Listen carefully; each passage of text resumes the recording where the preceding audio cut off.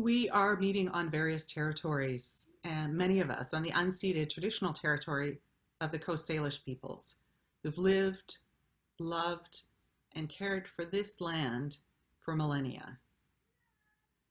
Good morning.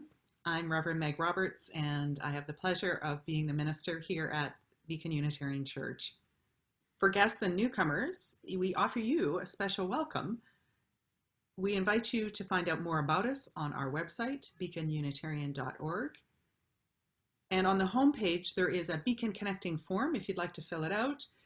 You can find ways to connect with some of the staff and also let us know if there are particular programs or groups that you're interested in, and we can send you the connection information for those group leaders. Also, if you're interested in getting our monthly newsletter, and we also have a weekly update called Beacon This Week that we send out, so you can let us know if you'd like those. If you're available, you are newcomers as well as everybody. We hope that you will stay after the service and join us for our coffee hour when we have small group conversation. I'm going to ask Nancy to drop into the chat again the link to the order of service. So for people who would like to follow along, you can click on the link. It will take you to a browser that has it, and you can download it from there. But don't feel the need. You don't have to have it. You can just follow along as we go. I'm going to turn it over to Ashley Cole, our Director of Religious Exploration. Thank you, Meg, and good morning, everyone, and an extra special welcome to any families joining us. For those that may not know me, my name is Ashley, and I'm the Director of Religious Exploration here at Beacon. Before the pandemic, when we gathered in person, we offered age-specific programming for children and youth. In these virtual times, we strive to find new ways for families to connect as we recognize the vital contribution families make to a vibrant community. The Religious Exploration Committee and myself have launched a handful of program activities, many of which you can find on the Beacon website under the Programs tab, and I'll drop a link to that directly in the chat box as well. I want to take a quick moment to mention that our Halloween event that we had planned to organize is unfortunately canceled due to a lack of volunteers. However, I will be sending out an email to families with a list of alternative suggested Halloween activities. And in addition, I am placing a call out asking for folks who are dressing up or have decorated their house to send me photos. Send me photos of your costumes. And this is, of course, all ages. So it doesn't matter if you're children or adult. If you're in costume, send me a photo. And I plan to compile them into a short slideshow that I want to show on the November 1st Sunday service. The slideshow will only be available during the service. It won't be included in the recorded version or posted anywhere else. So if folks have concerns about that, there's no need. It will only be for the service. And as I mentioned, you definitely include any decorated spaces in your home, such as patios, dining tables, garden windows, whatever you have. And if you've decorated, send me some photos. And I'll include my email in the chat as well. It's dre@beaconunitarians.org. And yeah, so looking forward to that and wishing everyone a very happy Halloween. Thanks, Meg. Thanks, Ashley. I'm going to ask Heather to bring up a slide for us as I share these words from Kristen Harper. Each day provides us with an opportunity to love again, to hurt again, to embrace joy, to experience unease, to discover the tragic. Each day provides us with the opportunity to live. This day is no different. This hour no more unique than the last, except maybe today, maybe now, among friends and fellow journeyers, maybe for the first time, maybe silently, we can share ourselves. I'll ask Ashley to lead us in our chalice lighting. So if you have a chalice or a candle with you this morning, I invite you now to take it and light it. If you don't have a candle and there's something else that represents the warmth of this community, feel free to send some love into that as well.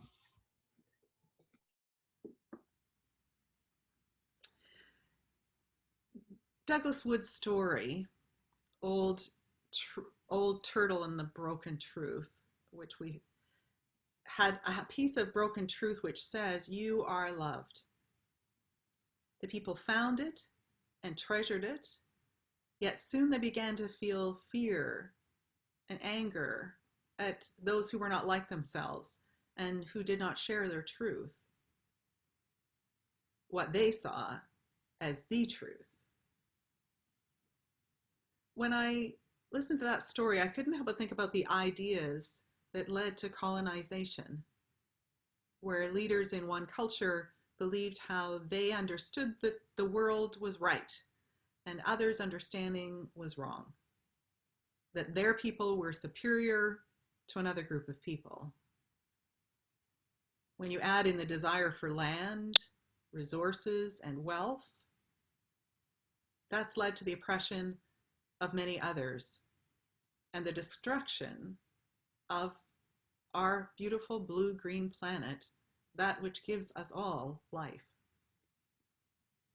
The stones and the trees suffered, and the earth and the animals, and most of all, the people suffered. Now, I believe in the Unitarian principle of promoting the goal of world community with peace, liberty, and justice for all.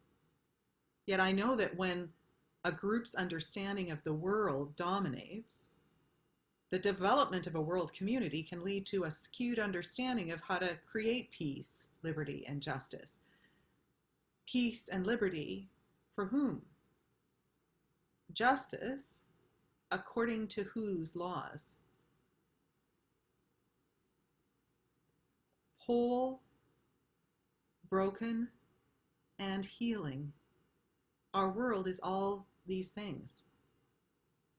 When I see myself in relation to others, in that healing work, I learn what is needed to do the work of racial justice, decolonization, and other anti-oppression work, including for the healing of our planet. We are whole. One planet, one human species with much diversity, as the planet itself has such biodiversity, and that is its strength. Each day presents a new opportunity.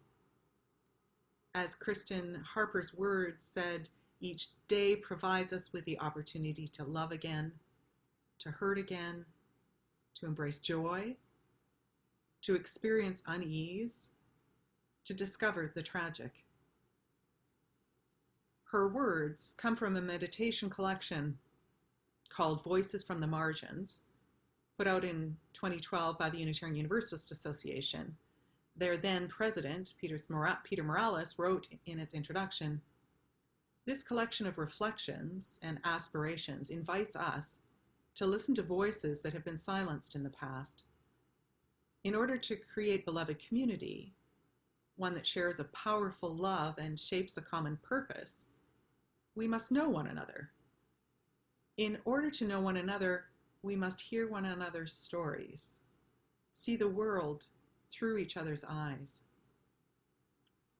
Our world is broken. The truth has divided people into us and them, whether consciously or unconsciously." In the story, the little girl who's troubled by the suffering turns to Old Turtle and says, "The people say it's always been this way and it will never change. Can it change?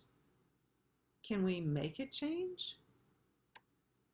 Old Turtle says, "You must remember, the broken truth and life itself will be mended only when one person meets another, someone from a different place or with a different face, and sees themselves."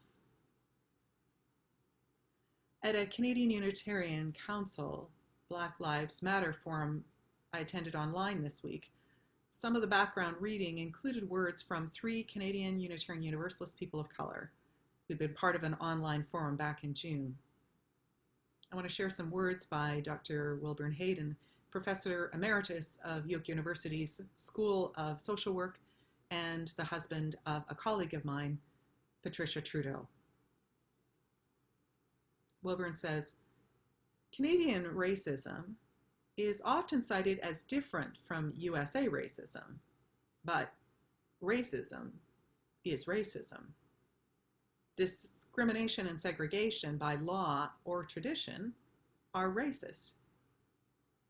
Canadian color blindness erases Black lives and extends the legacy of colonization and slavery as witnessed through the lens of Black injustices, poverty, and exclusion. If white Canadians want to engage in anti-racism, they must first acknowledge racism and then act in accountable ways for dismantling it. Wilburn then gives an example of what's called a microaggression. For those who don't know the term, racial microaggression is a brief and commonplace, either daily, verbal, behavioral, or societal indignities resulting from racism, whether it's intentional or unintentional. They communicate hostility, are derogatory or negative in their racial slights or beliefs. Wilburn shared this story. After giving a talk at a Unitarian Universalist congregation on personal incidents of Canadian racism, a white liberal and educated woman approached and argued that my examples could not happen in Canada, but only in the USA. I reminded her that the incidents happened to me in Canada, he says. The woman was not willing to listen. Finally, I ended the conversation by walking away. The UUA former president, Peter Morales, says, I ask that we listen with an open heart for the human experience that lies behind the words. Suspend judgment. Just take in the words. Listen deeply. Take time. Reflect. Listen again. I have heard microaggressions being like death by 1,000 cuts. These things happen day after day after day for years. I have heard many stories of people of color in Unitarian Universalist congregations here in Canada who have experienced racism in their congregational life, both intentional and unintentional. I know I have done microaggressions, and that behavior is racist. Given that the society I was brought up in is racist, I've been swimming in that racism my whole life, in those assumptions of the truth of the dominant culture that I come from. So of course, I will have unconscious and conscious racist assumptions, biases, behaviors, and beliefs. It doesn't make me a bad racist. It means that I have racist behaviors and beliefs. In the education I've had when I was growing up, I learned how to debate, to analyze what others said so that I might agree or disagree with them, to counter an argument. That's how my mind was trained. So I hear in my head, but what about, and I want to counter. I used to say, but there's only one race, the human race. I've heard others say, but deep down, we're all the same. Now, we may have one human species, and there are things that are similar in being human. But by saying these things, it is erasing the differences. erasing the racist experiences that people have been having. I'm learning that this is actually what Wilburn has called Canadian color blindness. My role as someone being from a white European cultural background is to listen and learn to understand what it is like for others who've been pushed to the margins and continue to have their experiences negated. Not to argue, not to point out things that I think are different or wrong. It's by starting first to listen, and to listen, and to listen, and to learn what their lives have been like and continue to be like. This is changing my responses about what it means to take responsible action. At a Canadian Unitarian Council Black Lives Matter this week, Erin Horvath, the social action lead staff person, proposed these agreements to those attending the forum as a way of approaching racism with less guilt and more honesty. This particular forum was for educating those of us who identify as white. For our time together, she said, we will see honest reflection as a positive thing, not evidence of being a bad racist. We will assume that we have all been shaped by a racist society, and while this was not our choice, we can choose to examine the effects without becoming paralyzed by guilt. We will notice discomfort within ourselves and welcome it. It may take practice to welcome it, but we can learn to. When a resistance arises, we will consciously invite curiosity to accompany us. I really appreciate those agreements. I've learned that anti-racism work is not first about how to help other people. I start with becoming more aware of my own way of viewing the world and how that impacts my way of interacting and understanding the society that I live in. It will also then include how I imagine bringing peace and justice to this world. This fall and winter, I'm facilitating a workshop series called Understanding Deep Diversity and Learning to Identify and Shift Our Racial Discrimination. There are many really good resources out there, and they come from different perspectives and approaches. I chose to use Toronto writer and facilitator Shakil Chowdhury's book, Deep Diversity, Overcoming Us versus Them. Incorporating research and strategies from emotional intelligence, social psychology, neuroscience, implicit bias, and mindfulness, his approach is called Deep Diversity.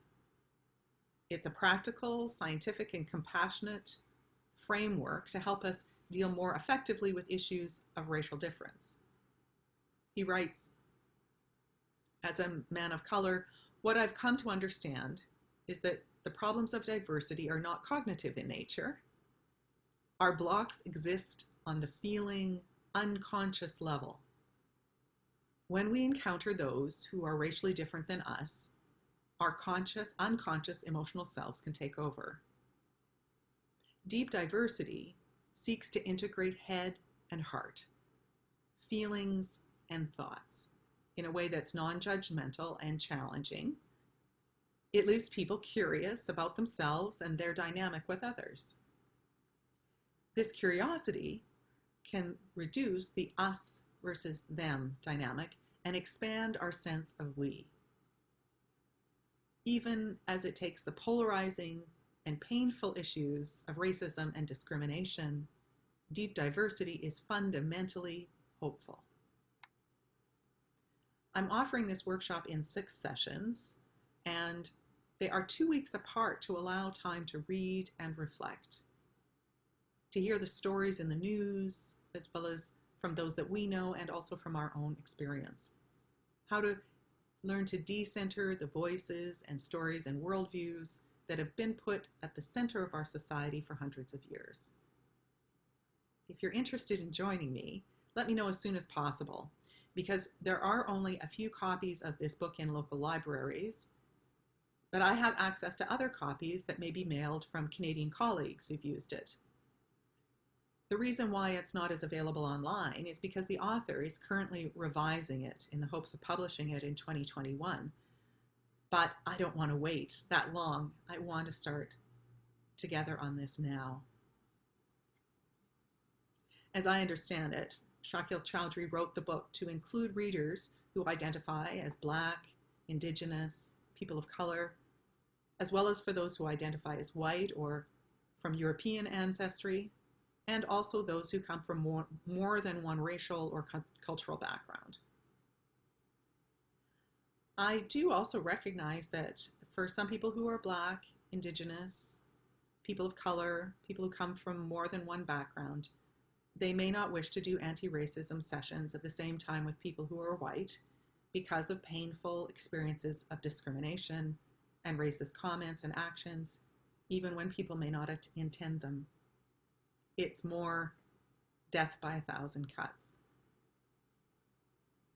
So I asked the Canadian Unitarian staff, and they are working on finding out from UUs of color in Canada what can be supportive to them, whether a group might be developing. There does already exist a North American group called DRUMM, D-R-U-U-M-N, which stands for Diverse and Revolutionary UU Multicultural Ministries. It's a Unitarian Universalist people of color ministry and anti-racist collective that brings lay and religious professionals together to overcome racism through resistance and transform Unitarian Universalism through our multicultural experiences. If you'd like more information about it, you can contact me or you can look them up online. When the little girl in the story brings the pieces of the truth together to be the whole message, it becomes, you are loved, and so are they. The people looked and looked and looked, and some frowned, some smiled, some even laughed, some cried, and they began to understand. By listening to those who are experiencing the injustices, I learn about things that I haven't experienced in my life. It moves my heart, and my commitment is reinforced. By being in relationship to others, my understanding of the world is expanded, and that's how I learn what's needed in the work of racial justice. In the recent weeks, the acts of racism against the Micmac fishers in southwest Nova Scotia has been deeply disturbing to me. They began harvesting lobster outside the federally regulated fishing season, of course citing the 1991 Supreme Court of Canada decision that affirmed that East Coast Indigenous nations have the right to fish outside of the regular season to earn a moderate livelihood from their catch. The Micmac chiefs launched their fishery on the 21st anniversary to the day of that ruling. It's been over 20 years since that ruling, and the government has still not worked out with the Micmac and the local non-Indigenous fishers how to work things out, and violence has erupted with devastating impacts on the Micmac fishers' boats, equipment, on their catch, and several places where their catch had been stored. The RCMP, the federal police force, stood by watching, doing nothing to stem the violence, saying that what they were doing was keeping the peace. Is that the kind of world community of peace and justice we want? In this whole broken and healing world, when the pieces of truth were brought together, the healing began. It began for the people and the earth itself. And tiny truths fell by day and night gentle as rain and snow. And the people found themselves and kept these truths in their hearts. And slowly, as the people met other people different than themselves, they began to see themselves. May I see myself in others, both those parts that are similar and those that are different, and acknowledge that I am whole and broken and healing. So are we all, and so are we all loved. In closing, I'll share those words again from T.R. Ritchie's words that Kate and Bill just sang. Love is somewhere to begin, to search for something worth believing in. If changes are to come, there are things that must be done. And love is somewhere to begin.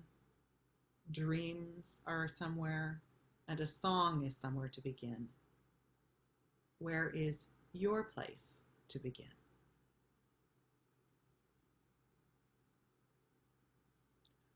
I'm going to ask Heather to bring up a slide for a moment to shift us into the place of meditation. To take a deep breath and feel that. Thanks, Heather. I'm going to share some words written by Gwen Matthews, and then we'll have some music.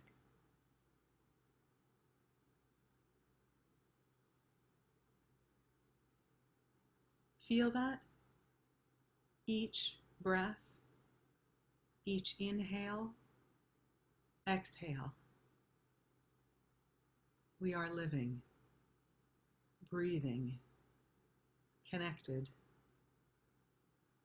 We are the whole, complete, beautiful selves that we are born to be.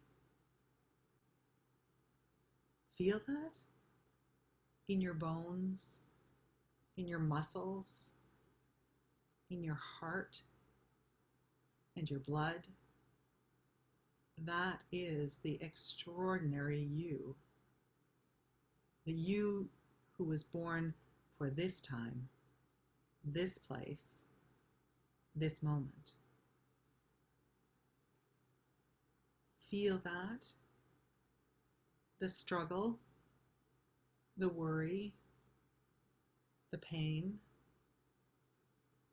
the loss, the grief.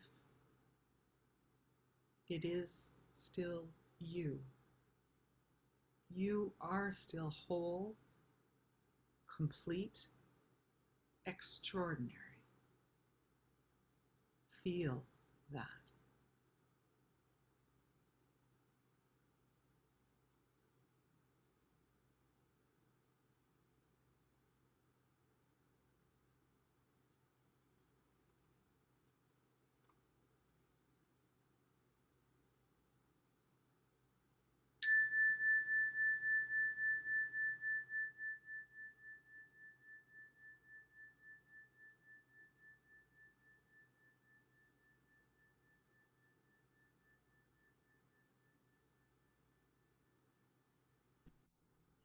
I'm going to ask Heather to bring up the slide for our sharing the plate.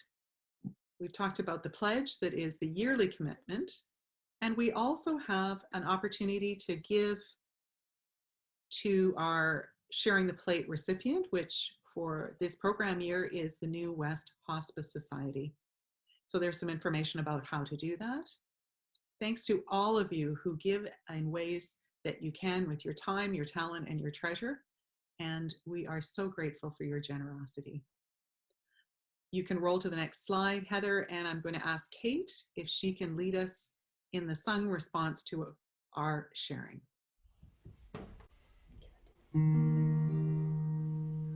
For all that is our life, we sing our thanks and praise. For all life is a gift which we are called to use to build the common good and make our own days glad. Heather will bring up a couple of slides just to remind us of the various people who are supporting the scenes, the service behind the scenes. Here are their names. And also David, Susan, and Peg, who will be hosting our coffee hour, which starts 10 minutes after the service ends. For anybody who's on the Beacon Eco Challenge team, I'll be meeting with any of you who want to during the check-in time to just talk about how it's been going for us. I'll ask Heather to bring up our closing words slide. I wanted to be able to share a picture of my beloved colleague, Mark Morrison Reed, former co-minister at the Unitarian Congregation in Toronto. Here are his words.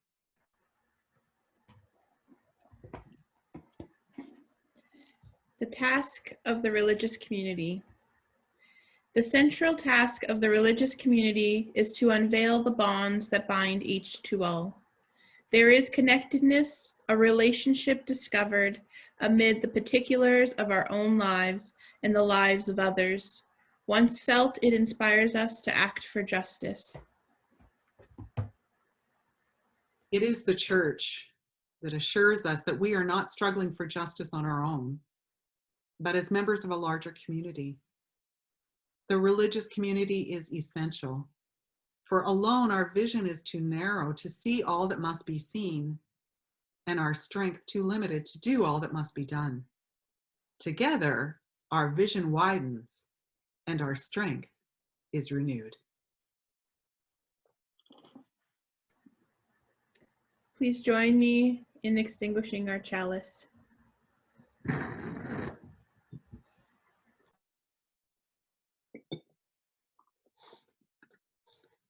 And I'll ask for the Carry the Flame slide. And Kate and Bill, take it away.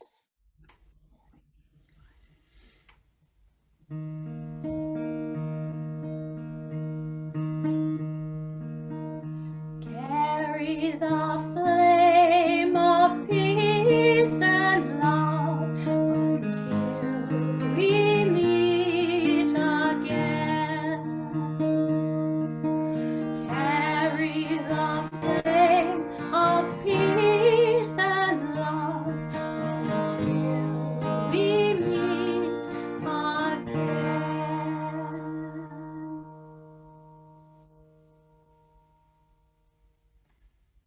Thank you, everyone. It's been a real pleasure to be together. Enjoy your day.